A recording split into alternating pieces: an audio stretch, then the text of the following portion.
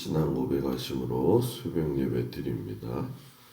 전능하사 천지를 만드신 하나님 아버지를 내가 믿사오며 그 외아들 우리 주 예수 그리스도를 믿사오니 이는 성령으로 잉태하사 동정녀 마리아에게 나시고 본디오 빌라도에게 고난을 받으사 십자가에 못 박혀 죽으시고 장사한 지 사흘 만에 죽은 자 가운데서 다시 살아나시며 하늘에 오르사 전능하신 하나님 우편에 앉아 계시다가 저희로서 산 자와 죽은 자를 심판하러 오시리라.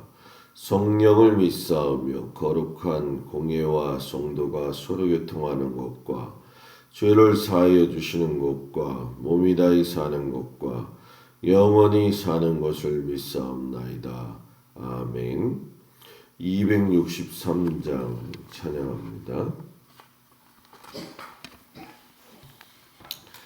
263장.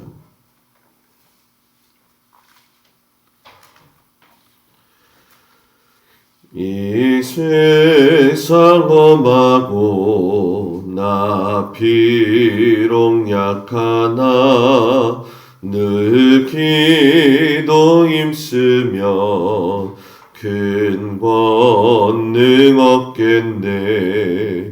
주의 은혜로 대속받아서 비와 같이 붉은 죄는 같이 이겠네.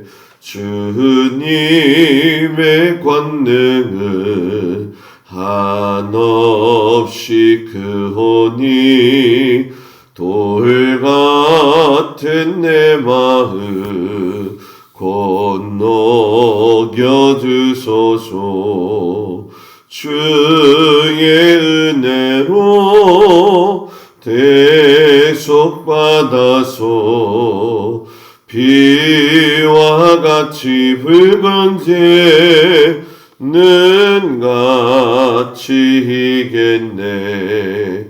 내 맘이 약하여 늘 넘어지오니 주 예수 힘주사 그 쇠게 하소서.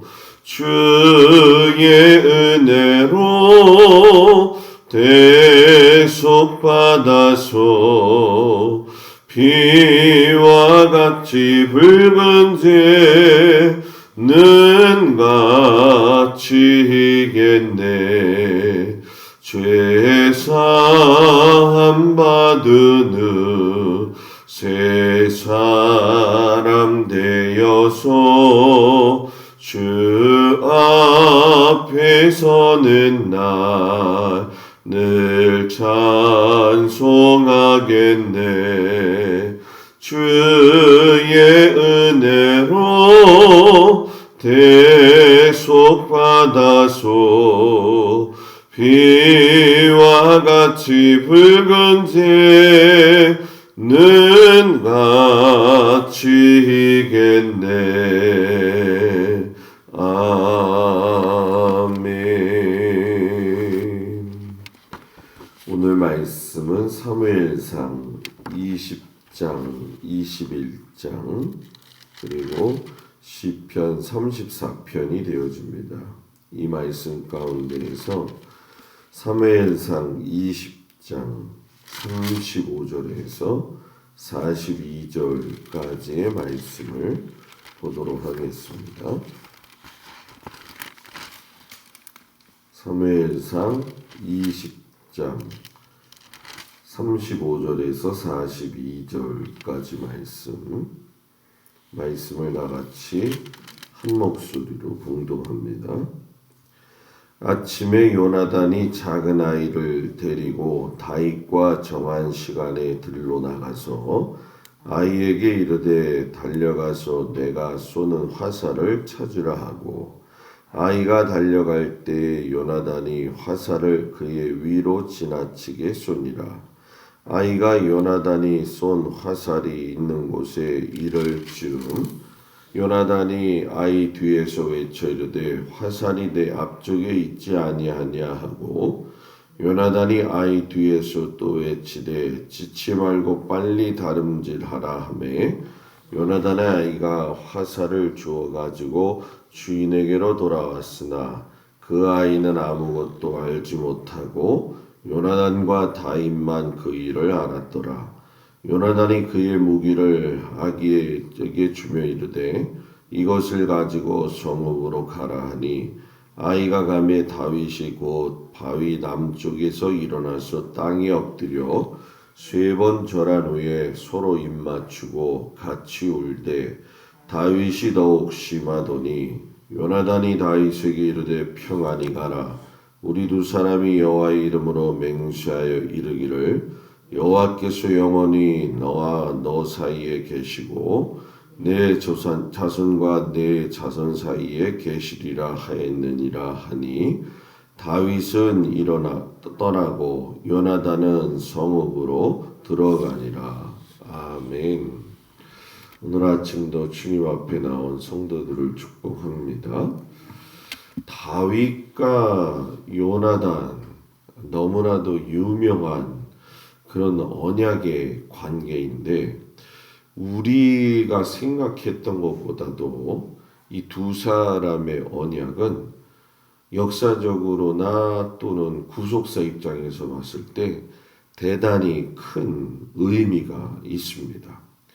권력이 좋기는 좋은 것 같아요. 그러니까 부자 사이도 나눌 수 없을 것이다 이렇게 얘기를 하는데 그 권력을 뛰어넘는 언약이 바로 이 다윗과 요나단의 언약이죠.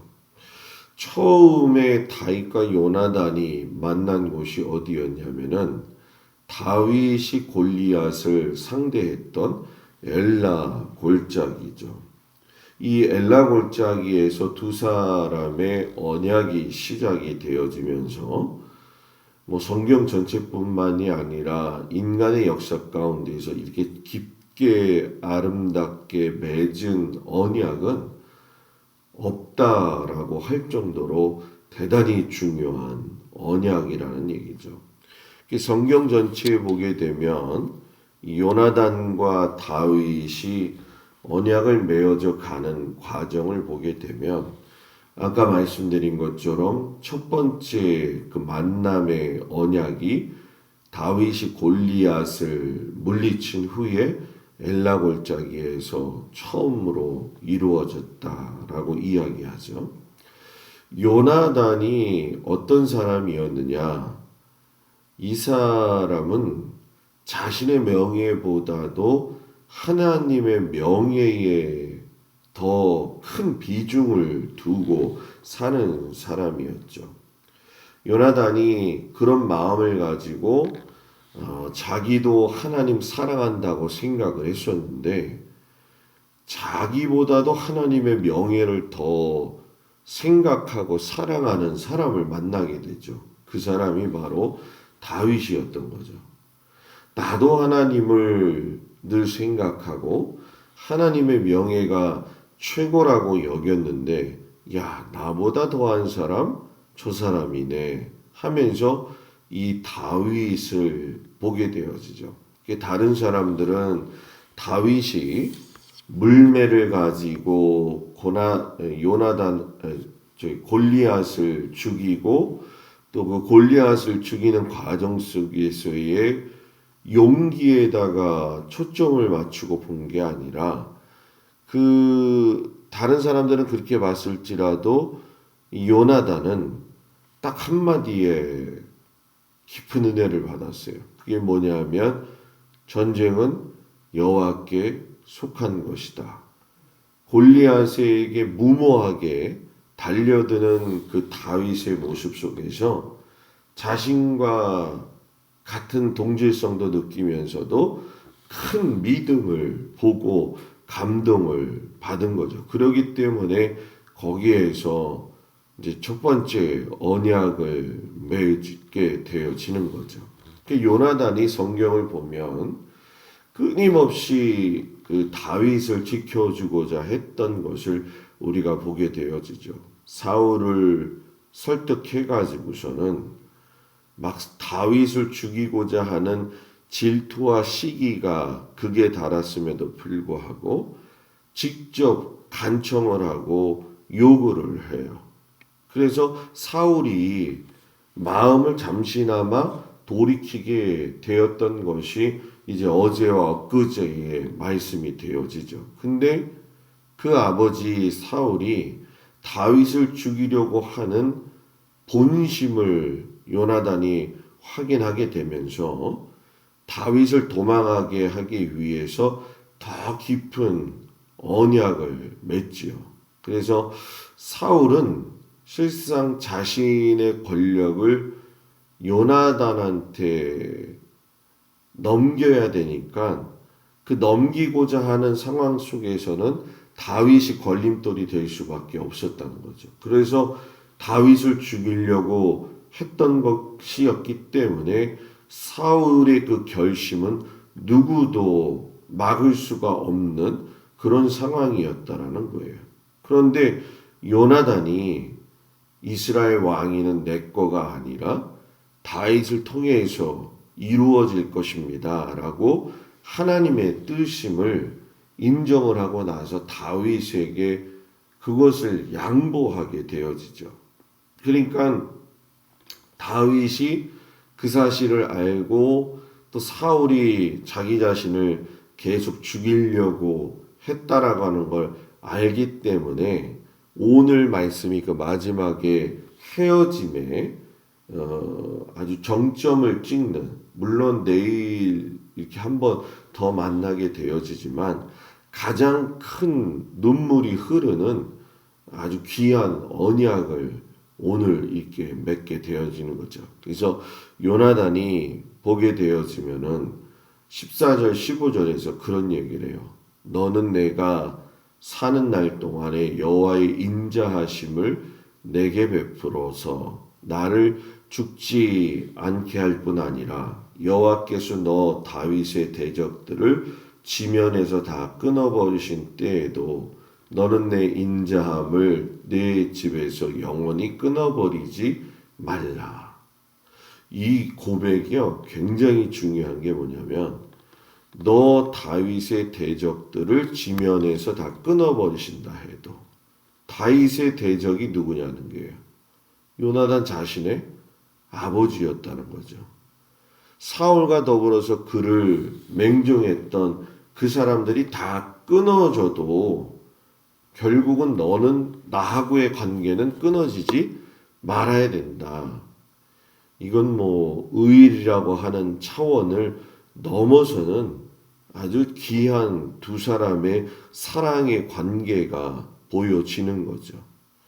그리고 그 내일쯤 나오겠네요. 내일이나 내일 모레쯤 도망자 다윗이 십광야에서 요나단을 아주 잠깐 만나요.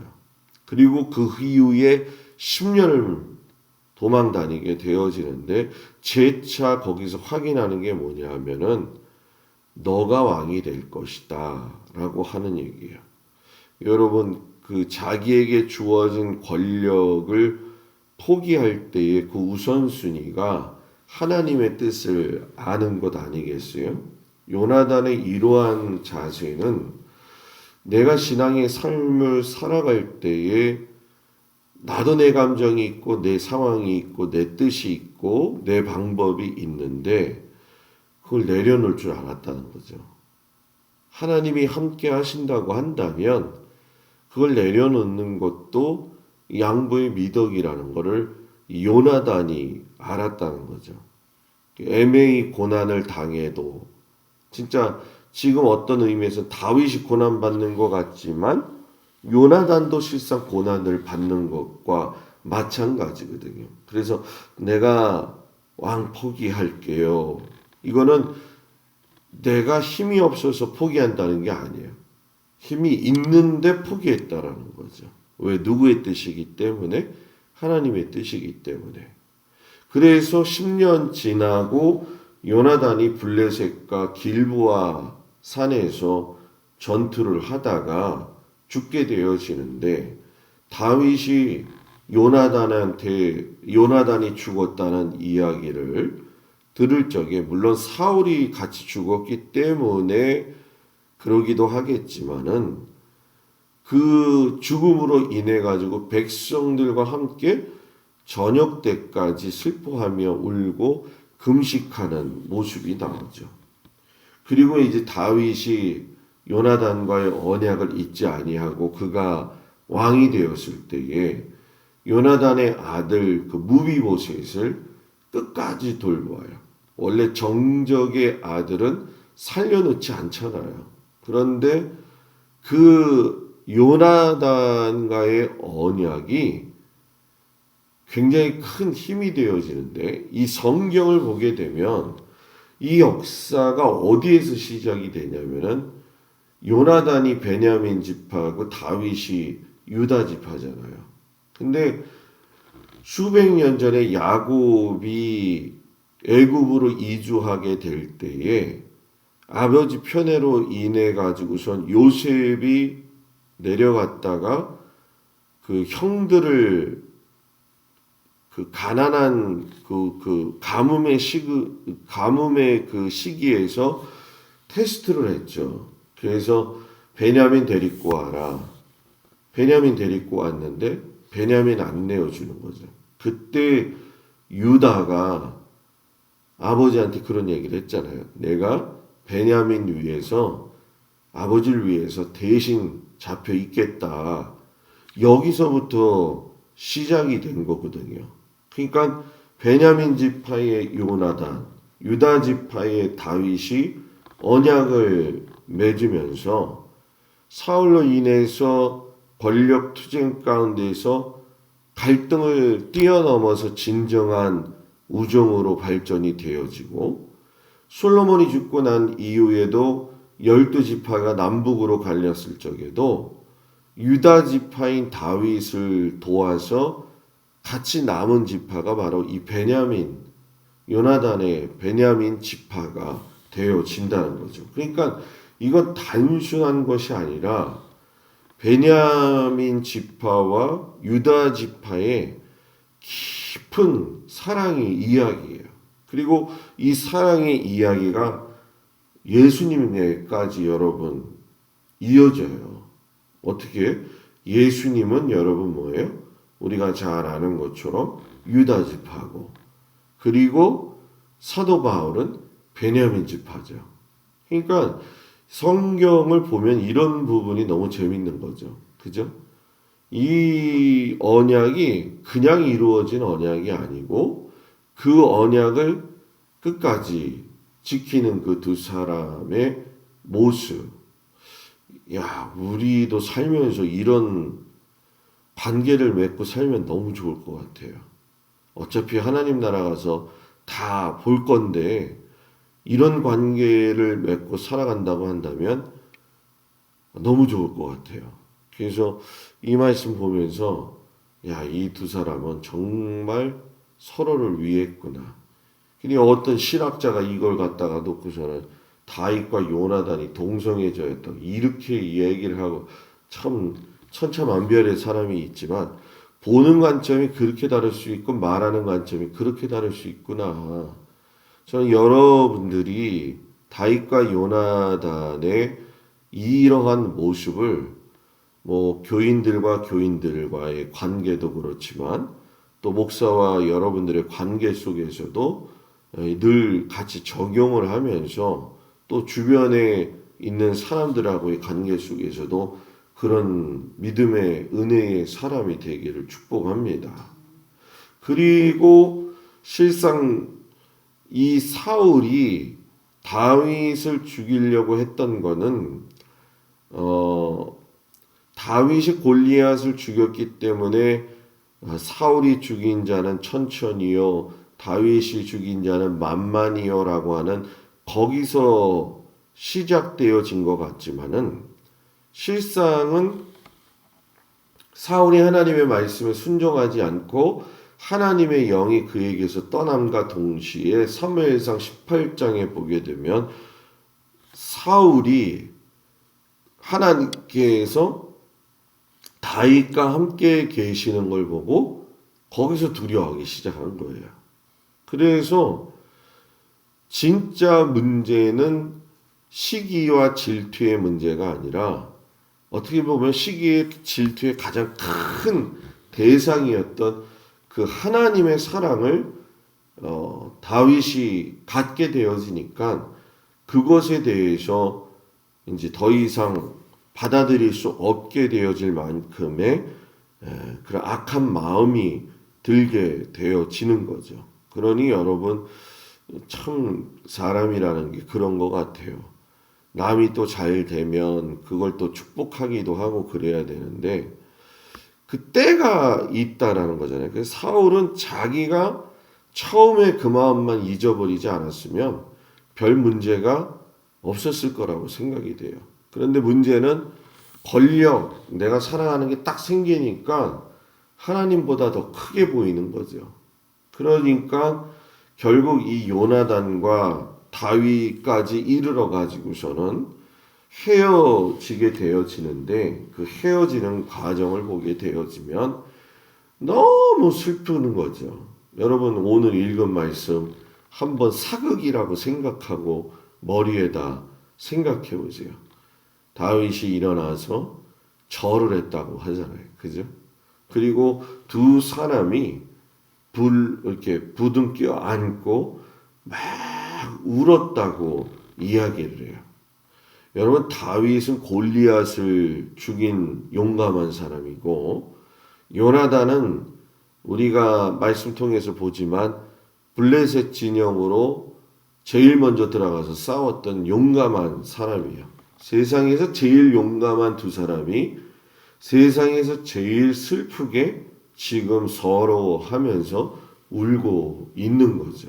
그러니까 이 사람들의 두 사람의 삶의 모습을 보게 되면서 야, 하나님을 사랑하는 사람은 사람도 이렇게 사랑하는구나 하는 것을 우리가 보게 되어졌죠. 그래서 이 다윗이 요나단과 헤어지고 나서 정신없이 도망을 가다가 놉에 있는 제사장 아히멜렉을 찾아가게 됐는데 아히멜렉도 제사장이지만 놀라는 거예요. 왜냐하면 21장 1절에 딱 여러분 보시면서 아시겠지만은 아히멜렉이 떨며 이렇게 얘기가 나와요. 아히멜렉도 목숨의 위협을 받고 있었다는 거죠. 그러니까 제사장이 됐든 말든 상관없다. 내 거 유지하려면 너도 죽일 수 있다라고 하는 거를 그 당시에 사람들이 다 알고 있었다는 거예요. 그러니까 아히멜렉이 떠니까 제사장 그 아히멜렉을 위해서 다윗이 거짓말을 하잖아요. 이렇게 해서 내가 왕의 명령을 지금 하려고 하기 때문에 이런 것이다. 그러면서 뭐 먹을 것 좀 있으면 좀 주세요. 얼마나 초라해요. 그죠? 그랬더니 진설병을 또 줬어요. 진설병. 제사장들만 먹을 수 있는 것이잖아요. 안식일을 위해서 준비하는 제사장이기 때문에 상황적으로 시간적으로 본다면은 안식일 전쯤에 이 일이 있었구나 하는 것을 알게 되어지죠. 그리고 우리가 잘 아는 것처럼 그 골리앗의 칼을 아마 기념비로 삼아서 있었던 것 같아요. 그러니까 그것까지도 취해 가지고 이제 다윗이 도망가게 되어지는데 이제 내일 나오지만 하필이면 그 사울의 목자장이었으면서 또 측근이고 또 기회만 된다고 한다면은 어떻게든지 재물을 탐내고자 했던 도에게 밀고로 인해서 노베에 있는 제사장 850명이 한꺼번에 죽이는 어마무시한 일이 일어나게 되어지는 거죠. 그러니까 이런 상황들을 보게 되면은 이 수많은 그 제사장들이 죽고 난 85명이죠. 850명이 아니라 제가 왔다 갔다 해요 지금. 85명을 죽이고 나서 이때에 사울이 의지를 밝혀요. 난 절대로 안 준다. 떡 한 조각까지도. 이게 왜냐면은 제사장들이 떡 줬다가 죽은 거잖아요. 그러니까 이 얘기는 삽시간에 이스라엘에 퍼졌을 거라는 거죠. 아, 이제는 다윗에게 떡 한 조각만 줘도 뭐예요? 너희들 다 죽인다는 거예요. 이건 뭐 말할 수 없는 상황이죠. 그러니까 이 일을 예수님도 나중에 가서 마태복음 12장에서 언급을 하셔요. 안식일 날 배고파하는 제자들이 이삭을 비벼 먹었을 때 그걸 가지고 시비를 걸게 되었으니까는 내가 너희들한테 제사보다도 더 중요한 게 뭔 줄 아느냐? 자비다, 자비. 굶는 사람은 뭐예요? 먹일 수 있어야 된다. 이 얘기를 빗대어서 이야기를 하죠. 노베에서 그런 어마무시한 일이 일어났는지 그것도 모르고 이제 정신없이 가드를 향해서 달려가는데, 가드는 이스라엘의 스필라 지역에서 조금만 내려가면은 있는 가자 지구죠. 요즘 말로 이야기하면 가자 지구의 그 가드까지 내려가 가지고 가장 가까운 곳이지만 또 남의 땅이었던 그곳, 그리고 하필이면 자기가 죽인 블레셋의 군대 장관 골리앗이 살았던 그 고향이죠. 거기 가니까는 그 순간 많은 사람들이 놀랬겠죠. 왜냐하면 다윗이 보통 사람이 아니라 자기들의 영웅이었던 골리앗을 죽였던 사람이니까는 이 상황이 순간 확 바뀌는 거죠. 살려고 도망했는데 죽을 상황이 또 되어지니까 거기서 이 아기스 앞에서 다윗이 침을 질질질질 흘리면서 미친 척을 한 거예요. 왜냐하면 그 당시에는 미친 사람은 죽일 필요도 없다. 그 특별히 이제 왕의 칼로 죽인다는 건, 왜냐하면 미친 사람을 죽인들 그 사람 죽인다고 해서 그 사람이 왜 죽는지를 알겠어요. 그리고 또 왕이 째찌하게 미친 사람 죽였다고 이렇게 소문이 나게 되어지니까 이 굉장히 머리가 비상하기도 빨리 돌아간 거죠. 하나님이 주신 지혜이기도 하겠지만은 다윗이 미친 척을 한 거예요.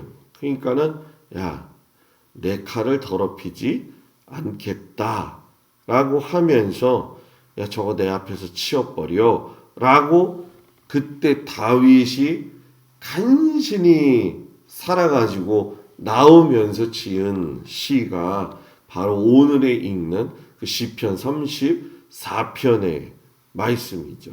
그러니까 그때 다윗의 심정은 무지비통했을 거예요. 그런데 그 상황에서 우리가 시편 34편을 읽지는 않았지만 그 말씀 속에서 보게 되면 내가 여호와를 송축하며 또 내 영혼이 자랑하리니 하면서 하나님이 자기를 구해 주심에 대해서 정말로 감사함으로 하나님 앞에 찬양을 올려요. 내가 하나님 앞에 부르짖음에 하나님이 들으시고 모든 환난에서 구원하셨구나. 야, 하나님이 이렇게 죽게 피하는 자에게 복을 주시는구나. 그러면서 성도들아 너희가 여호와를 경외하라. 경외하는 자에게는 부족함이 없도다. 하나님 경외하면 부족함 없도다. 죽어도 살겠고 죽일 상황이고 죽을 수밖에 없는 상황에서도 뭐예요? 하나님 경외하니까 살려주시더라. 그러면서 젊은 사자는 궁핍하여 줄일지라도 여호와를 찾는 자는 모든 좋은 것에 부족함이 없으리로다. 여러분, 젊은 사자가 궁핍할 수 있어요?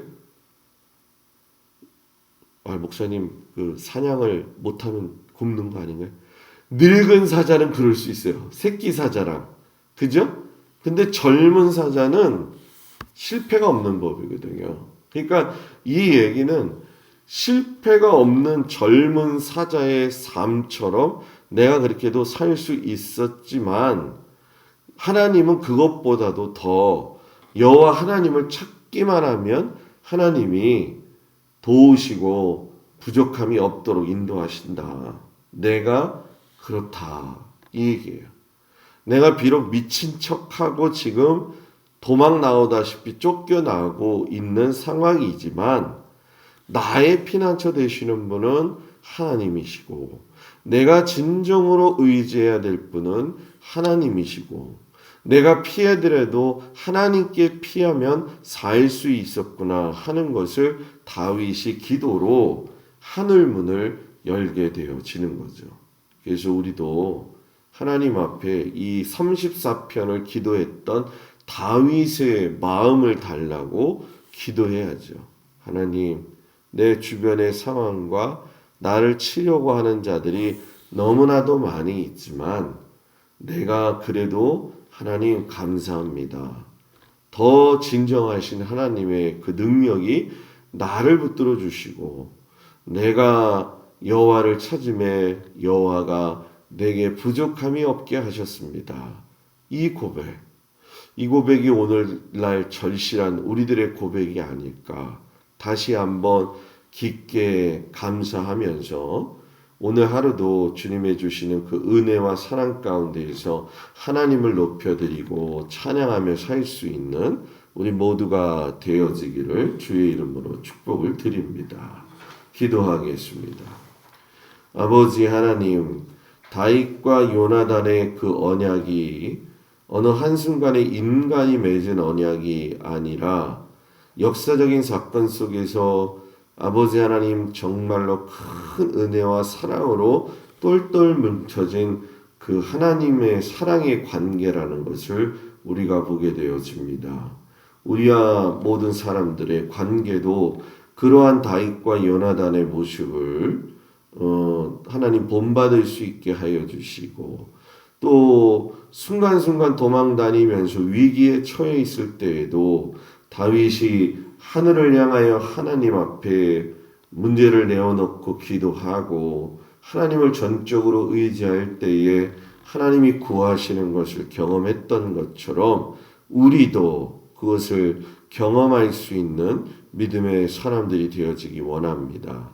지금 우리들의 삶 특별히 분주하기도 하고 또 여러 가지 코로나로 인해서 상황들이 이제 극에 달하고 있지만 하나님 이럴 때일수록 마음을 잘 정리하고 겸비해서 우리의 눈이 하나님에게서 떠나지 아니하도록 우리의 마음이 하나님에게서 떠나지 아니하도록 잘 다스려지게 하여 주시옵시고 오늘도 일터와 사랑하는 자녀들 또 성도들의 가정과 그 심령을 주님 일일이 지켜주시기를 예수님의 이름으로 기도드렸습니다. 아멘.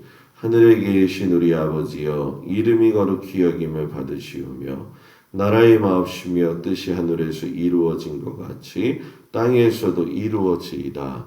오늘날 우리에게 일용할 양식을 주옵시고 우리가 우리에게 죄진 자를 사하여 준 것 같이 우리의 죄를 사하여 주옵시고 우리를 시험에 들지 말게 하옵시며 다만 악에서 구하옵소서. 나라와 권세와 영광이 아버지께 영원히 있사옵나이다. 아멘.